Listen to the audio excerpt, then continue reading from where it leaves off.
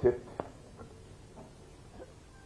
Shri Kiren Rijiju, minister of parliamentary and minority affairs, Shri Haribhau Kishan Rao Bagade, governor of Rajasthan, general doctor Vijay Kumar Singh, governor of Mizoram, Shri Lalduhoma, chief minister Mizoram, doctor Jitendra Singh, minister of state science and technology and earth sciences and others, Shri Kavinder ji Gupta, lieutenant governor Ladakh, Shri Manoj ji Sinha, lieutenant governor Jammu and Kashmir, Shri Omar Abdullah, chief minister Jammu and Kashmir, general Upendra Dwivedi, chief of the army staff, Shri Rajesh Kumar Singh, defence secretary, lieutenant general Raghu Srinivasan, DG BRO, lieutenant general Prateek Sharma, GOC in C northern command, lieutenant general Hitesh Bhalla,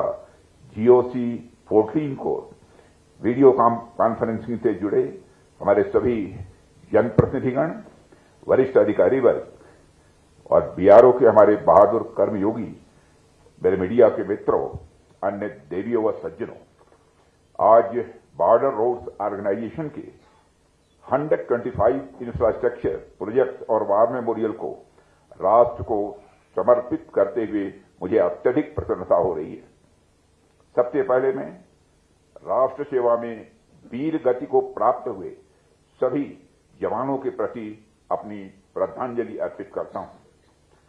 साथियों, हमारे जवानों ने हमेशा से जिस पराक्रम और वीरता का परिचय दिया है, वो अपने आप में हम सब के लिए एक इंस्पिरेशन है।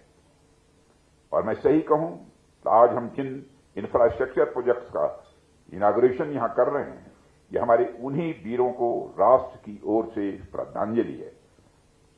इन्हें राष्ट्र को समर्पित करते हुए सचमुच मुझे गौरव की अनुभूति हो रही है। साथियों, हमारी सेनाओं के बहादुर जवान और आप जैसे बीआरओ के सभी कर्मी देश के लिए लगातार काम करते रहते हैं। किसी भी मौसम में, किसी भी स्थिति में काम करते रहने की आपकी जो भावना है, उसी का यह परिणाम है कि आज हमारा देश लगातार नई ऊंचाइयों को छू रहा है। मुझे बताया गया है कि इतनी बड़ी संख्या में यानी 125 इंफ्रास्ट्रक्चर प्रोजेक्ट्स का उद्घाटन एक साथ आज तक कभी नहीं हुआ है। तो यह अपने आप में बीआरओ के लिए और हम सबके लिए मैं मानता हूं एक मेजर अचीवमेंट है।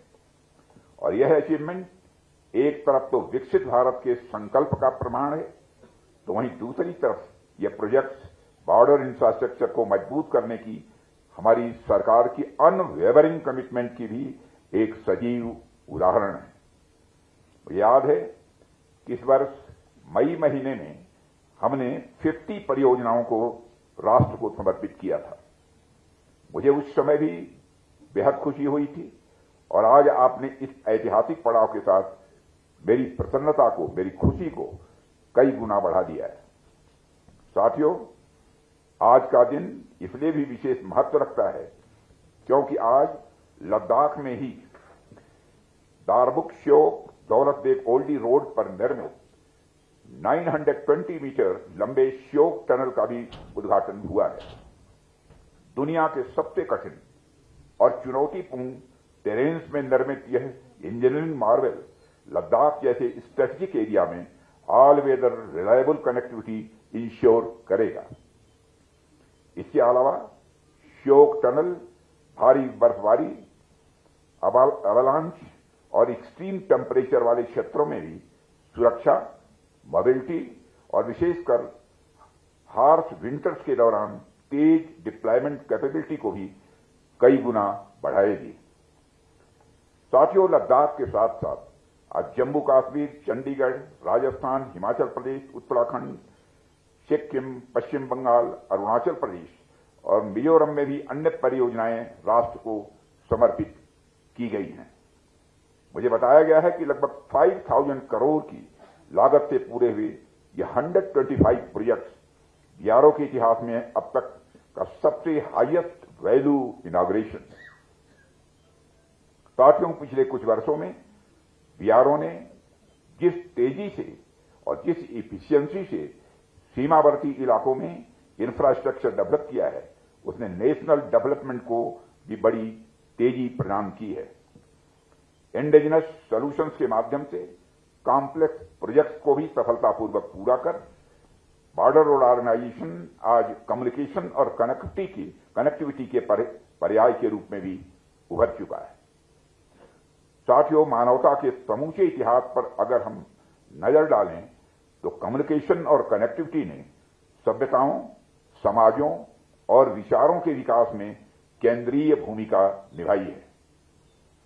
आदिम युग की गुफा चित्रों से लेकर आज के डिजिटल नेटवर्क तक कम्युनिकेशन की हर प्रगति ने मनुष्य को न केवल जानकारी साझा करने में सक्षम बनाया है, बल्कि इसने सामूहिक चेतना के निर्माण में अपनी प्रभावी भूमिका निभाई है और इसने सामाजिक प्रगति में अपनी भूमिका निभाई है और इसने सभ्यता और संस्कृति को दिशा देने में भी अपनी भूमिका निभाई है। यह एक हिस्टोरिकल फैक्ट है कि जिस समाज में कम्युनिकेशन सशक्त होता है, वहां लोकतांत्रिक मूल्यों, सांस्कृतिक विविधता और साइंटिफिक टेम्पर को फलने फूलने का स्वाभाविक रूप से अवसर भी मिलता है। और इस प्रकार कम्युनिकेशन और कनेक्टिविटी केवल तकनीकी तंत्र या उपकरण भर नहीं है, बल्कि मानव सभ्यता के निरंतर विकास के या आधार स्तंभ भी हैं। जहां तक राष्ट्र की बात है, तो किसी भी राष्ट्र को विचारों के साथ साथ एक मजबूत फिजिकल फ्रेमवर्क भी चाहिए होता है।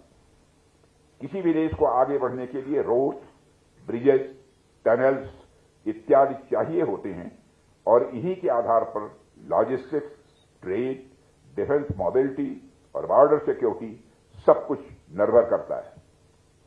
साथियों, यदि हम बॉर्डर सिक्योरिटी की बात करें तो वहां कनेक्टिविटी के ये टूल्स और भी इंपॉर्टेंट हो जाते हैं, क्योंकि बॉर्डर एरिया में जो रोड्स बनते हैं वो सिर्फ सड़क भर नहीं होते, बल्कि सिक्योरिटी, इकोनॉमी और आर्म्ड फोर्सेस की मोबिलिटी और डिजास्टर मैनेजमेंट सभी के लिए लाइफ टाइम जैसे होते हैं। आज लद्दाख में उद्घाटित किया जा रहा श्योक टनल भी इसका एक बड़ा उदाहरण है। आप देखिए कि सीमावर्ती क्षेत्रों में इन इंफ्रास्ट्रक्चर के कितने फायदे होते हैं।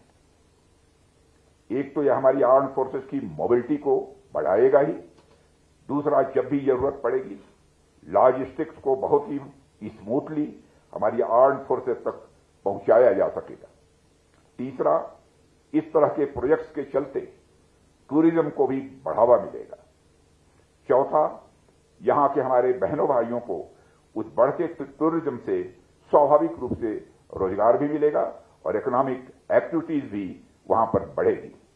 और पांचवा, लेकिन सबसे महत्वपूर्ण, यहां के लोगों में डेवलपमेंट के प्रति, सरकार के प्रति, व्यवस्था के प्रति और लोकतंत्र के प्रति विश्वास भी स्वाभाविक रूप से मजबूत होगा।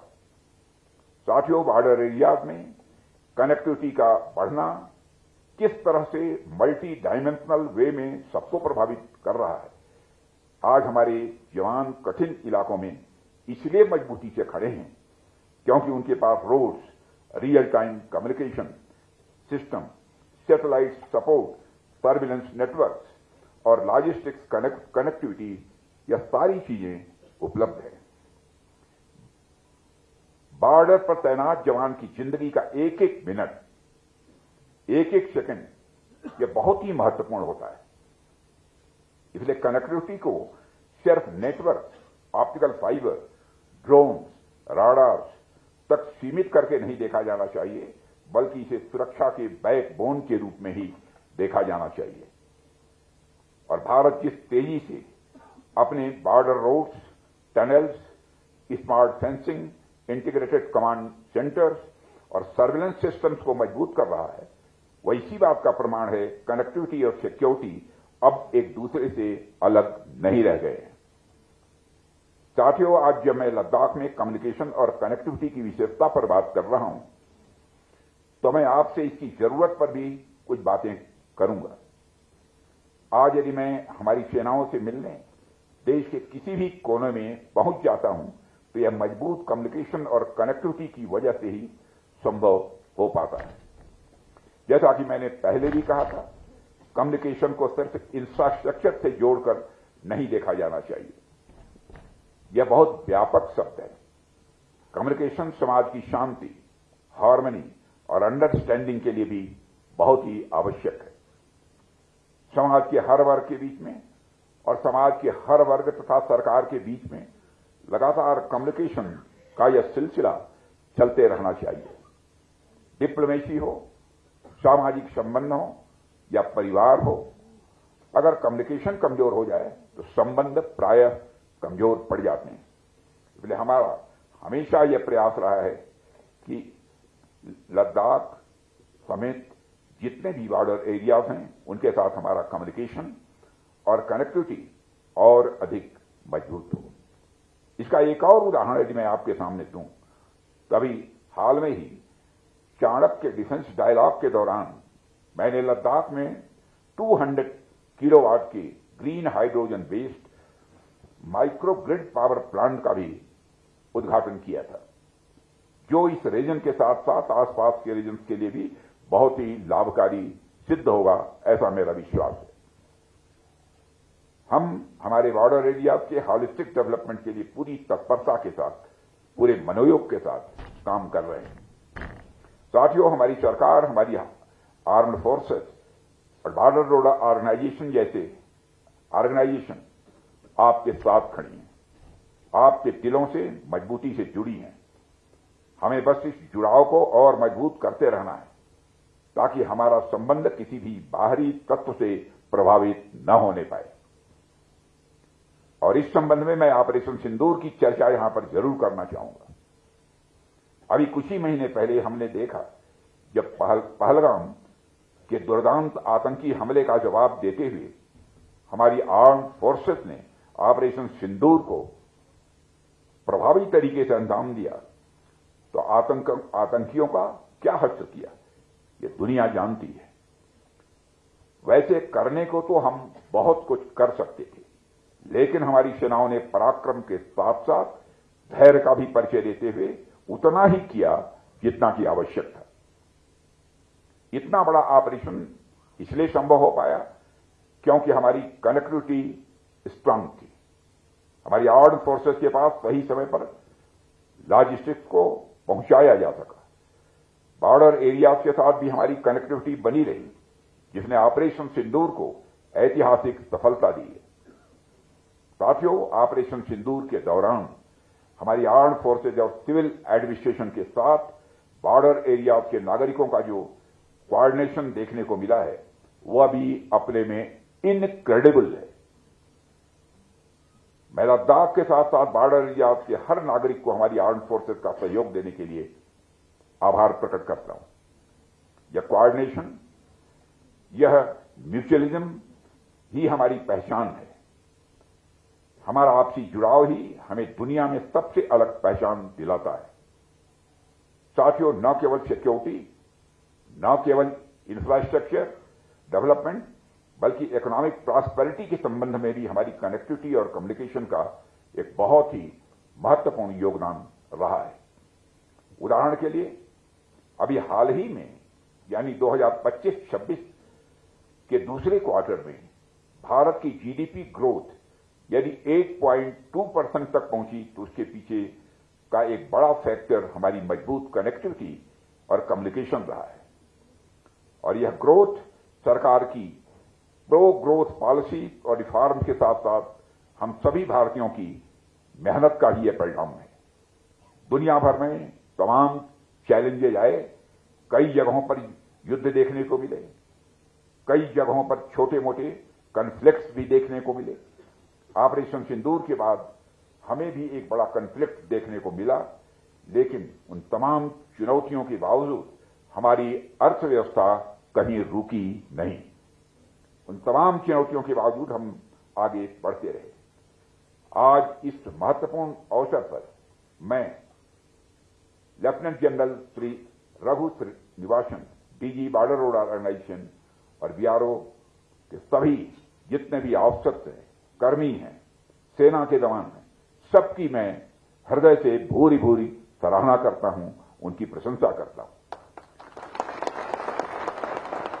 साथियों, बीआरओ ने जिस तरह से देश के सीमावर्ती इलाकों को भारत के बाकी हिस्सों से जोड़ा है, वह अभूतपूर्व है। और मैं कह सकता हूं, इसके पहले इस तरीके से बीआरओ वो काम करते हुए इस देश ने नहीं देखा था, जो विगत कुछ वर्षों में बॉर्डर रोड ऑर्गेनाइजेशन ने काम किया है। जिस तरह से आप एक स्ट्रांग इंफ्रास्ट्रक्चर तैयार करके देश को समर्पित करते हैं, उसके लिए आप सभी बधाई के पात्र हैं। साथियों, आप सबकी जिजीविषा आपके निर्माण कार्यों में तो दिखती ही है, लेकिन इसके साथ साथ आप जिस तरह से ह्यूमैनिटेरियन असिस्टेंस में अपनी भूमिका निभाते हैं, वह भी बेहद सराहनीय है। इस वर्ष आपदाओं के दौरान बॉर्डर रोड ऑर्गेनाइजेशन की भूमिका यह असाधारण रही है। चाहे वह माना में हुआ हिमस्खलन हो, चाहे 72 घंटे के अथक प्रयास के बाद 46 मजदूरों को बचाया गया, या उत्तरी सिक्किम में 1600 से अधिक फंसे हुए पर्यटकों की निकासी का मामला हो, बॉर्डर रोड ऑर्गेनाइजेशन के बचाव दलों ने साहस के साथ प्रतिक्रिया दी थी। साथियों, तवा घाट और धराली में बड़े पैमाने पर भूस्खलन के कारण कई दिनों तक आवाजाही बाधित रहने के बाद भी संपर्क बहाल करने के लिए आपने दिन रात काम किया है। मैं उसकी हृदय से भूरी भूरी प्रशंसा करता हूं। साथियों, इसी प्रकार चासोटी में विनाशकारी बादल फटने की घटना के दौरान बॉर्डर रोड ऑर्गेनाइजेशन ने तीव्र गति से बचाव और आपातकालीन बहाली के उपाय लागू किए, जिससे रिकॉर्ड समय में लगभग 5000 से अधिक तीर्थ यात्रियों को सुरक्षित निकाला जा सका। ये प्रयास भी बॉर्डर रोड ऑर्गेनाइजेशन की मानवीय भावना को ही दर्शाता है। इसके लिए भी मैं आप सबकी प्रशंसा करता हूं। साथियों, बॉर्डर रोड ऑर्गेनाइजेशन के साथ साथ इस मंच से अपनी तीनों सेनाओं की भी मैं सराहना करना चाहता हूं। जिस तरह से हमारी आर्म्ड फोर्सेस किसी भी डिजास्टर के दौरान ह्यूमैनिटेरियन असिस्टेंस प्रोवाइड करती हैं, उसके लिए आप सभी सराहना के पात्र हैं। साथियों, मुझे यह देखकर भी बेहद खुशी होती है कि बॉर्डर रोड ऑर्गेनाइजेशन ने टेक्नोलॉजिकल इनोवेशन के क्षेत्र में भी काफी प्रोग्रेस की है। आपके advance engineering methods physical infrastructure की डिलीवरी और भी तेज कर रहे हैं। बड़ी बात यह है कि हमारी सरकार जिस तरह से आत्मनिर्भर भारत की सोच के साथ काम कर रही है, वही सोच बीआरओ के काम में भी स्वाभाविक रूप से दिख रही है। आत्मनिर्भर भारत पहल के तहत बॉर्डर रोड ऑर्गेनाइजेशन ने garden reach ship builders and engineers के साथ पार्टनरशिप में स्वदेशी रूप से विकसित क्लास 70 मॉड्यूलर ब्रिजेस को अपनाकर एक बड़ा मिसाल कायम किया है। ये class 70 load wearer modular bridges पूरी तरह से देश में ही डिजाइन और मैन्युफैक्चर किए गए हैं, जो भारत की इंजीनियरिंग आत्मनिर्भरता में एक महत्वपूर्ण माइलस्टोन है। कई अग्रिम स्थानों पर ऐसे पुलों का सफल निर्माण इस बात का यह प्रबल उदाहरण है कि कैसे स्वदेशी तकनीक, इंडिजिनस टेक्नोलॉजी बॉर्डर एरियाज में इंफ्रास्ट्रक्चर को बदल रही है। साथियों, मुझे कहते हुए भी प्रसन्नता की अनुभूति हो रही है कि सरकार बॉर्डर रोड ऑर्गेनाइजेशन की हर एक्टिविटी में उसका पूरा सहयोग कर रही है। पिछले कुछ वर्षों में बॉर्डर रोड ऑर्गेनाइजेशन के बजट में तेजी से वृद्धि हुई है। वित्त वर्ष 2024-25 में बीआरओ ने रिकॉर्ड 16,690 करोड़ रुपए का एक्सपेंडिचर किया है, जो अब तक का सबसे बड़ा एक्सपेंडिचर है। और इसके अलावा फाइनेंशियल ईयर 2025-26 के लिए 18,700 करोड़ का लक्ष्य निर्धारित किया गया है, जो बीआरओ की क्षमता में सरकार के विश्वास को यह रेखांकित करता है और बीआरओ के प्रति एक विश्वास पैदा करता है। साथियों, आपका जो ध्येय वाक्य है, श्रमेण सर्वम साध्यम, मैं इसे सिर्फ एक वाक्य के रूप में नहीं देखता हूं, बल्कि यह वाक्य अपने आप में एक प्रेरणा है, एक इंस्पिरेशन है। श्रम सिर्फ शारीरिक प्रयास नहीं होता है, बल्कि यह मन की दृढ़ता, लक्ष्य की स्पष्टता और निरंतरता का नाम है।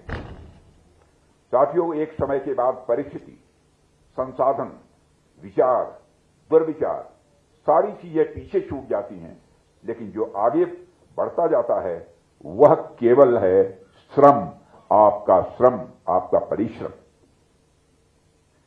जैसे आप आत्मनिर्भर भारत का उदाहरण देख लीजिए। जब हमने डिफेंस सेक्टर में भारत को आत्मनिर्भर बनाने के लिए प्रयास करना प्रारंभ किया, तो हमारे इन प्रयासों पर सवालिया निशान भी लगाए गए। हमारे पास ऐसा कोई कॉन्क्रीट सिस्टम नहीं था कि हम भारत में आर्म्स एंड इक्विपमेंट बना पाए, लेकिन हमारे प्रधानमंत्री मोदी जी के मार्गदर्शन में हमने डिफेंस सेक्टर में एक इंपोर्ट बेस्ड कंट्री थे, लेकिन हमने मेहनत जारी रखी प्रधानमंत्री जी के नेतृत्व में, और पिछले 10 वर्षों में हमने जो मेहनत की उसका परिणाम आज हमें मिल रहा है। हमारा डोमेस्टिक डिफेंस प्रोडक्शन जो 2014 में जहां लगभग केवल 46,000 करोड़ रुपये था, वह आज बढ़कर 1.50 लाख करोड़ से अधिक तक पहुंच गया है। इसके अलावा डिफेंस एक्सपोर्ट जो 10 वर्ष पहले अप्रॉक्सीमेटली 1,000 करोड़ रुपए हुआ करता था, आज वह अप्रॉक्सीमेटली 25,000 करोड़ रुपए तक पहुंच गया है। यह तो सिर्फ एक उदाहरण मैंने आप सबके सामने रखा है। ऐसे हजारों उदाहरण आप अपने आसपास देख सकते हैं। न सिर्फ रक्षा क्षेत्र में, बल्कि पिछले 10 वर्षों में हमने अनेक नए IIT व अनेक नए IIMs बनाने के साथ साथ देश भर में लगभग 400 नई यूनिवर्सिटीज भी स्थापित की हैं। जिस तरह से हमने अपने कार्यकाल में सड़क, एयरपोर्ट और रेलवे में इंफ्रास्ट्रक्चर डेवलपमेंट को बढ़ावा दिया, देश दुनिया में उसकी मिसालें पेश की जाती। 2014 तक जहां भारत के पास 97,000 किलोमीटर तक के नेशनल हाईवे थे, वहीं प्रधानमंत्री मोदी जी के नेतृत्व में आज इनकी संख्या बढ़कर लगभग 1.5 लाख किलोमीटर तक पहुंच चुकी। 2014 में भारत के पास जहां पर केवल 74 एयरपोर्ट्स हुआ करते थे, वहीं आज मोदी जी के नेतृत्व में उनकी संख्या 2 गुनी हो गई है। कुल मिलाकर यदि कहना हो साथियों, तो मैं कह सकता हूं कि आपकी सफलता उसी पर टिकती है कि आपने कितना परिश्रम किया है। साथियों, अगर श्रम रुक गया, परिश्रम रुक गया, तो प्रगति भी स्वाभाविक रूप से रुक जाएगी। अगर प्रयास कमजोर हुआ, तो परिणाम भी स्वाभाविक रूप से कमजोर हो जाएंगे। इसलिए श्रम कोई विकल्प नहीं है, श्रम अनिवार्यता है। श्रम आज के समय की यह जरूरत है। श्रम एक भावना है जो हम सबके अंदर रहनी चाहिए। आप आज जितना श्रम कर रहे हैं, BRO का नाम उतना ही ऊंचा हो रहा है। देश का विकास और तेजी के साथ हो रहा है।